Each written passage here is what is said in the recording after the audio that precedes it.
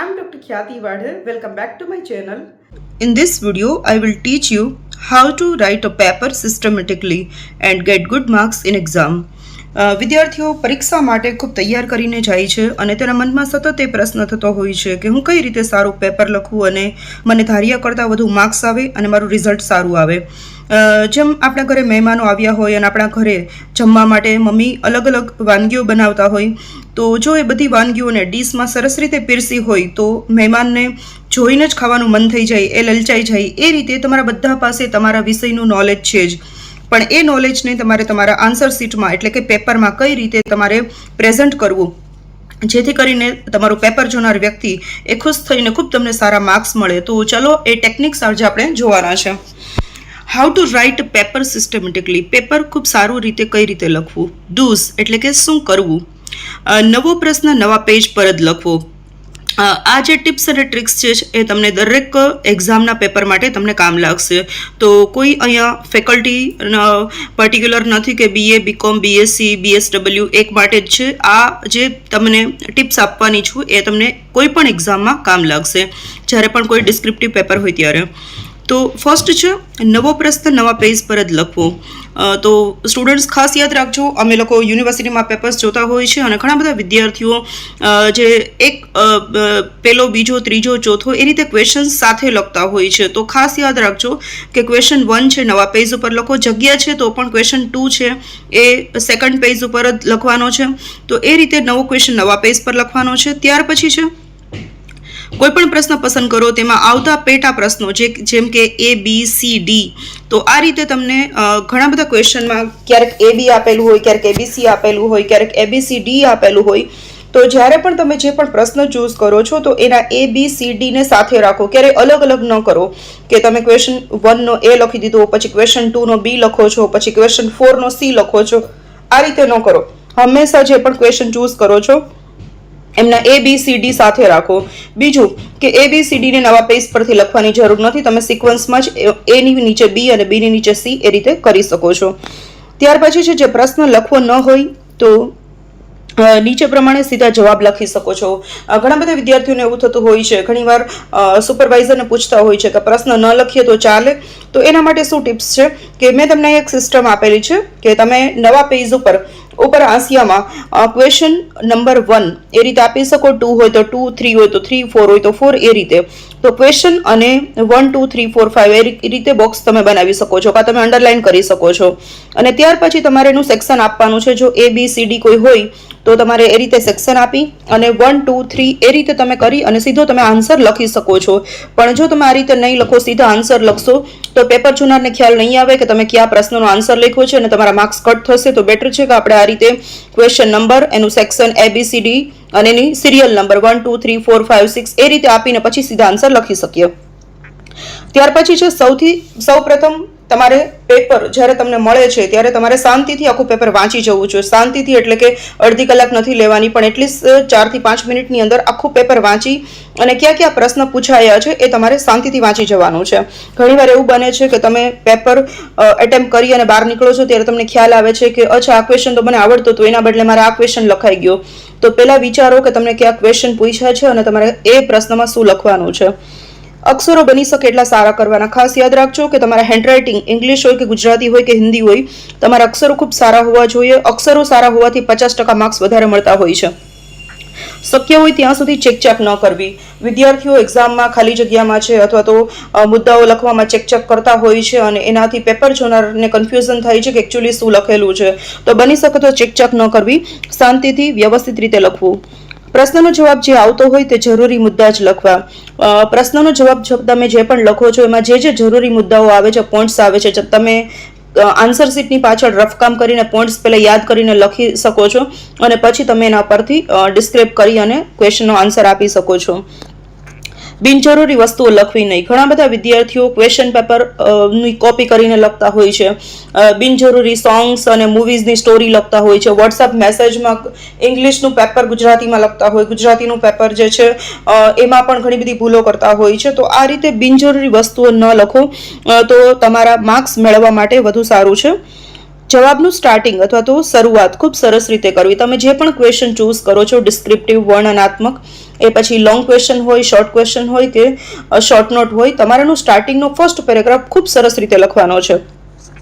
કોઈ પ્રશ્ન ખાલી છોડવા નહીં, જેટલું આવડે તેટલું એટેમ્પ કરવું. ખાસ યાદ રાખજો, તમને કદાચ 5 ક્વેશ્ચન પૂછ્યા છે, 5 તમારે લખવાના છે, તો તમને જે ક્વેશ્ચન સારા ફાવે છે તમે સ્ટાર્ટિંગમાં લખો, જે ક્વેશ્ચન ઓછા તમને નોલેજ છે એનું અથવા તો તમારે વિચારવાની જરૂર છે એને તમે છેલ્લે રાખો, પણ કોઈ પણ ક્વેશ્ચન છોડવાનો નથી. જે પણ આવડે છે તમારે લખવાનું છે. લખવામાં સ્પીડ રાખવી, પણ અક્ષરો ખરાબ ન થાય તેનું ખાસ ધ્યાન રાખવું. આ ખાસ ઇમ્પોર્ટન્ટ વસ્તુ છે કે લખવામાં સ્પીડ રાખવાની છે, જેથી કરીને તમારું 2.5 કલાકની અંદર તમારું પેપર પૂરું થઈ જાય, પણ અક્ષરો ખરાબ ન થઈ જાય એનું પણ ખાસ ધ્યાન રાખવાનું છે. ચેક ન થાય એનું પણ ખાસ ધ્યાન રાખવાનું છે. જે પ્રશ્ન સૌથી સારો આવડે છે એને પહેલા લખો. કદાચ તમને ક્વેશ્ચન 1, 2, 3, 4, 5 આપેલા છે, એમાંથી તમને ક્વેશ્ચન ફોર એક્ઝામ્પલ 3 અને 4 સારો ફાવે છે, તો તમે ક્વેશ્ચન 3 અને 4 પહેલા લખો. એના ABCD છે એને સાથે જ રાખો. કદાચ તમને ક્વેશ્ચન 5 સારો ફાવે છે તો સૌથી પહેલા ક્વેશ્ચન 5 લખો. કદાચ તમને એવું છે કે ક્વેશ્ચન 2 સારો ફાવે છે તો સૌથી પહેલા ક્વેશ્ચન 2 લખો. તો જે રીતે તમને જે ક્વેશ્ચન સારા ફાવે છે એ રીતે તમે સિક્વન્સમાં લખતા જાઓ, અને જે ક્વેશ્ચનમાં તમારે થોડું વિચારવાની જરૂર પડે છે એને તમે છેલ્લે રાખો, જેથી કરીને તમારો આગળ ટાઈમ ન બગડે અને પાછળના ક્વેશ્ચન રહી ન જાય. હવે હું તમને શીખવવાની છું કે પ્રશ્ન આપણે કેવી રીતે લખવાના છે. તો જ્યારે તમારે લોંગ ક્વેશ્ચન લખવાના હોય તો તમારે આ રીતે તમારું પેપર જે હશે એમાં તમારે ઉપર સેન્ટરમાં ક્વેશ્ચન 1, 2, 3, 4, 5 જે પણ તમે ક્વેશ્ચન લખો છો એનો નંબર આપવાનો છે. કૌંસમાં તમારે જો ABCD હોય તો એ આપવાના છે. એને બોક્સ, લાઇનિંગ અથવા તો એ રીતે બનાવી દેવાનું છે. અને પછી સૌથી પહેલો ક્વેશ્ચન જે છે અહીંયા તમારે લેફ્ટ સાઈડ ડાબી બાજુ આંસિયામાં ક્વેશ્ચન જે 1 છે એનો તમે કદાચ પહેલો ક્વેશ્ચન એટેમ્પ કરો છો તો 1 લખવાનું છે, બીજો કરો છો તો 2 લખવાનું છે, ત્રીજો કરો છો તો 3 લખવાનું છે, ચોથો છે તો 4 લખવાનું છે. એ રીતે તમે જે પણ ક્વેશ્ચન એટેમ્પ કરો છો એનો નંબર સાચો આપવાનો છે, જેથી કરીને પેપર જોનાર વ્યક્તિ છે કન્ફ્યુઝ ન થાય કે કયા ક્વેશ્ચનનો આન્સર છે.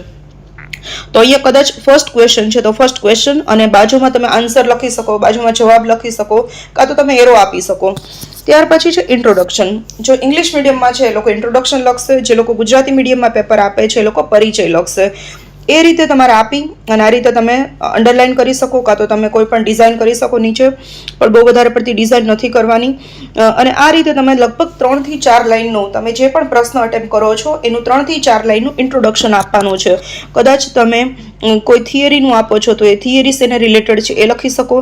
તમે કદાચ કોઈ ટેક્સ્ટનો આન્સર એટેમ્પ કરો છો તો એ ટેક્સ્ટનું ટાઇટલ શું છે, એના રાઇટર કોણ છે, રાઇટરનો બર્થ અને ડેથ ક્યારે થયેલી છે, અથવા તો એની કઈ બુકમાંથી આ ટેક્સ્ટ લેવામાં આવી છે, આ બધી વસ્તુ તમે ઇન્ટ્રોડક્શનમાં થોડી બ્રીફ માહિતી આપી શકો તમારા ક્વેશ્ચનના આન્સરની. 3 થી 4 લાઇનનું તમારે ઇન્ટ્રોડક્શન થઈ જશે, પરિચય અપાઈ જશે.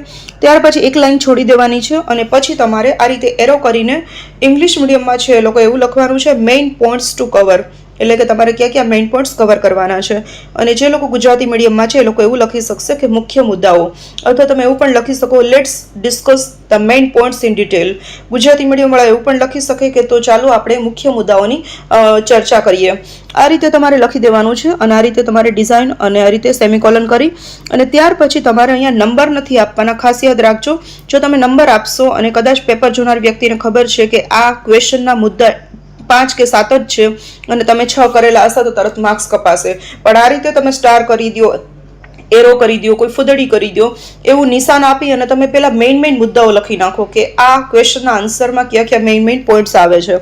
ત્યાર પછી એક લાઇન છોડી અને પછી લખવાનું છે latest discuss above points in detail, કે ચાલો ઉપર આપેલા મુખ્ય મુદ્દાઓની આપણે ચર્ચા કરીએ. તો આ રીતે તમારે લખી અને ત્યાર પછી સ્ટાર કરી પહેલો મુદ્દો લખવાનો છે, નીચે ડિઝાઇન થોડી કરવાની છે, આ રીતે કોલન કરી અને એ મુદ્દામાં જે મેઇન પોઈન્ટ્સ આવે છે જે તમને આવડે છે એ સારી રીતે તમારે આ રીતે એરો કરીને લખતા જવાના છે. ત્યાર પછી તમારે સેકન્ડ પોઈન્ટ્સનું એ રીતે લખવાનું છે, એ રીતે થર્ડ પોઈન્ટ્સનું લખવાનું છે. જ્યારે તમારો ક્વેશ્ચન પૂરો થવા આવશે, બધા મુદ્દા તમે વ્યવસ્થિત રીતે ડિસ્કસ કરી લીધા છે, ત્યાર પછી તમારે આ રીતે કન્ક્લુઝન આપવાનું છે. કન્ક્લુઝન ગુજરાતીમાં કહીએ તો ઉપસંહાર, અથવા તો જે તમે આખો ક્વેશ્ચન લખ્યો છે એનો હાર્દ અથવા તો એનું સેન્ટ્રલ આઈડિયા, એનું છેલ્લે તમારે ક્વેશ્ચનનો એન્ડ કરવાનો છે. તો તમારે આખા ક્વેશ્ચનમાં તમે જે વસ્તુ ડિસ્કસ કરી છે એની મેઇન હાઇલાઇટ્સ તમારે કન્ક્લુઝન કે ઉપસંહારમાં આપવાની છે. કન્ક્લુઝન છે એ તમારા ક્વેશ્ચનનું જે રીતે સ્ટાર્ટિંગમાં ઇન્ટ્રોડક્શન હોય છે એવી રીતે ક્વેશ્ચનના એન્ડમાં આ રીતે કન્ક્લુઝન હોય છે. કન્ક્લુઝન ખાસ લખજો. તમારે અંતે અથવા તો એટ લાસ્ટ અથવા તો ઇન ધ એન્ડ, બરાબર, એટ ધ એન્ડ, આ રીતે તમે કહી અને તમે તમારું કન્ક્લુઝન બનાવી શકો છો. કન્ક્લુઝનમાં તમારા ક્વેશ્ચનના મેઇન પોઈન્ટ્સ તમે જે ડિસ્કસ કર્યા છે એની સ્લાઇટ હાઇલાઇટ તમારે આપવાની છે. તો આ રીતે તમારા પ્રશ્ન પૂરા થશે. બીજી વસ્તુ કે તમને જો 15 માર્ક્સનો ક્વેશ્ચન પૂછાય તો તમે એટલીસ્ટ તમારે 4 પેજ જેટલું, મેક્સિમમ 5 પેજ જેટલું આન્સર લખવાનો છે. અને જો તમને શોર્ટ નોટ જે 10 માર્કની પૂછાઈ છે અથવા તો 12 માર્કની પૂછાઈ છે, તો જો 12 થી 15 માર્ક્સની શોર્ટ નોટ હોય તો તમે 3 પેજ જેટલું લખી શકો, અને 10 માર્કની શોર્ટ નોટ છે તો તમે 10 માર્કની કે 7 માર્કની શોર્ટ નોટ છે તો તમે એટલીસ્ટ 2 પેજ જેટલું લખી શકો છો. શોર્ટ નોટમાં આ રીતે ઇન્ટ્રોડક્શન અને કન્ક્લુઝન લખવાની જરૂર નથી, તમે સીધા મેઇન પોઈન્ટ્સ ડિસ્કસ કરી શકો છો. ત્યાર પછી આપણે જોશું ઓકે બાકીની વસ્તુઓ જે તમારે ક્વેશ્ચન પેપરમાં ધ્યાન રાખવાની છે એ હું તમને સમજાવી દઉં છું કે તમારે ચેકચાક ઓછી કરવાની છે, અક્ષરો સારા કરવાના છે, નવો ક્વેશ્ચન નવા પેજથી લખવાનો છે. તમારા ક્વેશ્ચન 1, 2, 3, 4, 5 એ વ્યવસ્થિત રીતે અલગ અલગ પેજ ઉપર લખવાના છે. જે ક્વેશ્ચન તમે ચૂઝ કરો છો ને ABCD સાથે રાખવાના છે. ચેકચાક ઓછી કરવાની છે અને ક્વેશ્ચન પેપરમાં જે પણ ક્વેશ્ચન પૂછાયો છે એનો પ્રોપર તમારે આન્સર આપવાનો છે. બિનજરૂરી વસ્તુ એડ નથી કરવાની. બસ તમે એટલી ટિપ્સ અને ટ્રિપ્સનું ધ્યાન રાખશો એટલે તમને તમારા એક્ઝામમાં ધાર્યા કરતાં વધારે સારા માર્ક્સ આવશે, એની હું તમને ખાતરી આપું છું. All the best for your exam. Thank you.